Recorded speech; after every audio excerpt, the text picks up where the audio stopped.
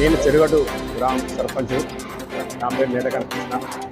ఈరోజు తెల్లవారుజామున 3 గంటలకు కరెంటు చార్జ్ పెరుగుడు కావడం వల్ల సుమారుగా 16 నుంచి 17 షాపులు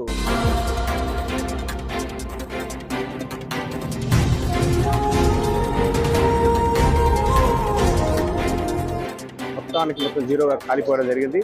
దాని సుమారు అంచనా 2.5 కోట్ల అంచనా విలువ ఉంటుంది. ఒక్కొక్క షాపు 15 నుంచి 18 లక్షల దాకా ఉంటుంది. ఒక షాపు 18 లక్షల్లో ఉంటుంది. అందులో అన్ని పేద కుటుంబాలు.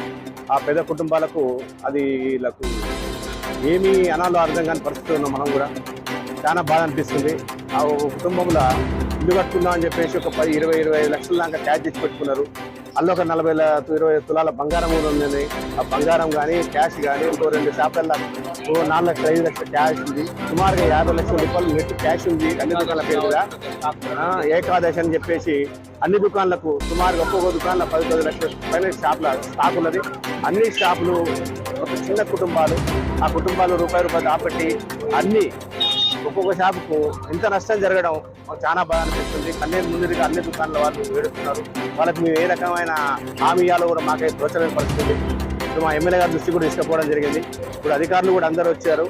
పోలీస్ డిపార్ట్మెంట్ కూడా వచ్చి ఫైర్ వాళ్ళకి చెప్పినాం. ఫైర్ వాళ్ళు కూడా వచ్చేసి అప్పటికప్పుడు మంటలు ఆపే ప్రయత్నం చేసుకుంటూ వచ్చారు.